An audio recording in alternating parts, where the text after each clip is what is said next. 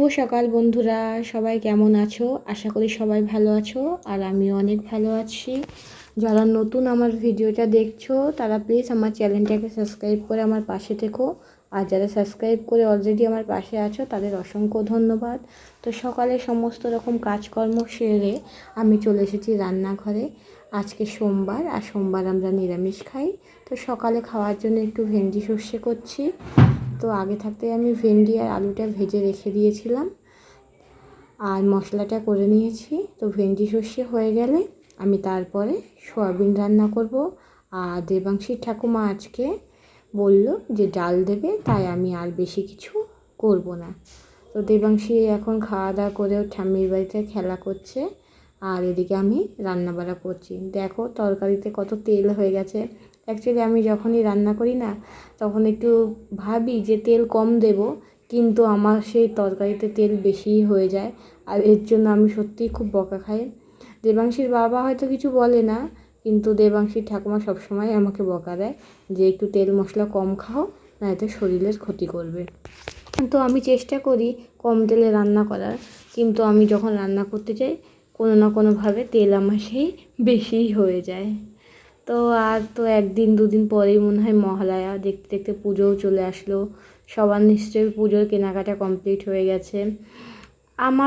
আমি না কদিন ধরে কেনাকাটা করতে যাচ্ছি, আর যাচ্ছি এক দরকারে, চলে যাচ্ছি আর এক জায়গায়। তো আজকেও ভেবেছি একটু বিকেলে বেরোবো। আর আমার কয়েকটা কেনাকাটা জিনিস বাকি আছে, সেগুলো করে নেব।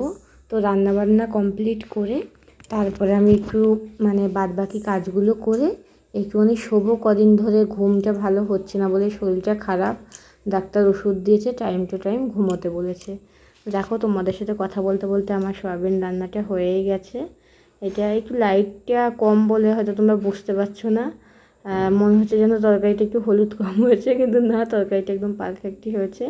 ঠিক আছে বন্ধুরা, পরে আবার তোমাদের সাথে দেখা হচ্ছে। তো এখন বাজে 5:30 মতো, আর দেবাংশীর বাবা বলছে চলো তোমাকে এক জায়গায় নিয়ে যাব। তো আমি বলছি কোথায়? বলছে চলো নিয়ে যাব। তো আমি বুঝতে পেরেছি আমাকে কোথায় নিয়ে যাচ্ছে, কিন্তু ও বলে দিল যে তুমি কিন্তু ওখানে গিয়ে ভিডিও করতে পারবে না। তখন কিন্তু আমার মনটা সত্যি খুব খারাপ হয়ে গেছে। আমি বলেছি কেন, একটুখানি ভিডিও করব, কোনো আমি সাউন্ড তুলবো না, কিচ্ছু না, কথাবার্তা শুধু একটু ভিডিও করব। বলছে না তুমি রাস্তার ভিডিও করো, ওখানে পৌঁছে ভিডিও করো, কিন্তু আমি ওখানে তো কী কথাবার্তা হয় সেটা আমি ভিডিও করতে দেবো না। তো সত্যি এখন আমার ভিডিও করতে খুব ভালো লাগে, কিন্তু দেবাংশীর বাবার এই কথা শুনে আমার মনটা সত্যি খুব খারাপ হয়ে গেছে। তো কী আর করা যাবে, আমরা অনেকটা দূরেই গেছিলাম, তবে খুব দূরও না আবার খুব কাছেও না। যাই হোক, শেষমেশ কিন্তু আমরা পৌঁছে গেলাম। বাড়ির ভিতর থেকে একটা কুকুর আমাদের দেখে সমানে চিল্লে যাচ্ছে, কারণ আমরা নতুন মানুষ, তার জন্য দেখেও এমন চেঁচাচ্ছে। তো আমরা একটু ওয়েট করছি, সে আসবে যার কাছে আমরা এসেছি। তো কুকুরটার সামনে যেয়ে যখন আমি একটু হালকা আদর দেখাচ্ছিলাম, কুকুরটা কিন্তু খুব সুন্দর লেজ নাচ্ছিল। তো তোমাদের দাদাভাই ভেতরে কথা বলছিল একটা অ্যাস্ট্রোলজারের সাথে। আর আমি যখন ভিডিওটা অন করেছি, তোমাদের দাদাভাই সঙ্গে সঙ্গে ভিডিও অফ করে দিয়েছে, আমাকে কিন্তু ভিডিওটা করতে দেয়নি।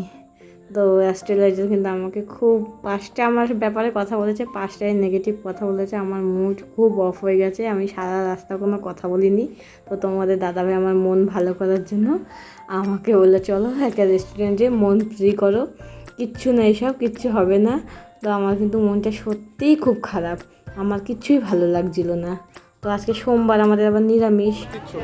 দেখবা একটা জিনিসে যার একটু ওই যে একটা রাস্তা খারাপ করে তার আবার ভালো করে। তোমার যেমনি কইলো আসার সময় 15 মিনিট খুব কষ্ট পাইলো ফল ভালো সামনে।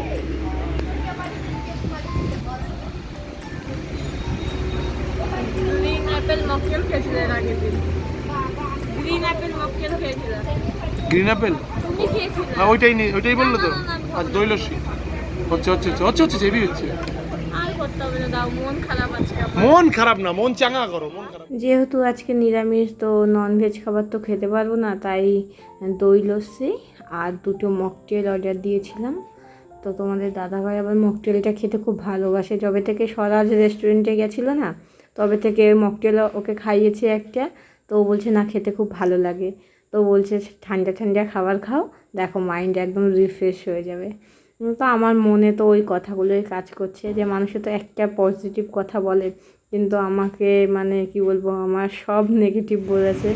একটা আচ্ছা কিছু আর কি ভালো বলা? বলেনি। দৈলস্যা আমার মনে এত খারাপ, মনে মানে চিন্তা ঢুকে গেছে সারা জীবনের মতন। জানি না এগুলো সত্যি না মিথ্যা, আদৌ কি হবে এরকম কিছু বা হবে না, ভবিষ্যৎ কেউ কিন্তু কারো বলতে পারে না, হয়তো এরকম হয়েও যেতে পারে আবার নাও হতে পারে। তো কি বলেছে সেগুলো আমি তোমাদের সাথে শেয়ার করার একটু ইচ্ছা ছিল, কিন্তু কোনো কারণবশত প্রবলেমে আমি তোমাদের সাথে শেয়ার করতে পারবো না কথাগুলো।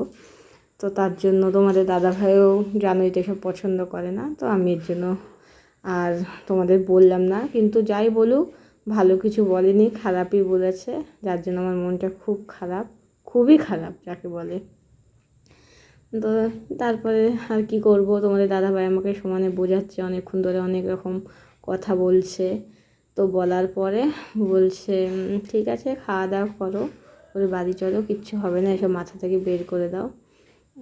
কিন্তু যতই বলুক টেনশন তো থাকবেই একটু, তাই না? তো আমাদের খাওয়া দাওয়া হয়ে গেছে, বেশি কিছু খাবো না যেহেতু আমরা আজকে নিরামিষ খাই। তো একটু কথাবার্তা বলে বাড়ির দিকে চলে যাচ্ছি।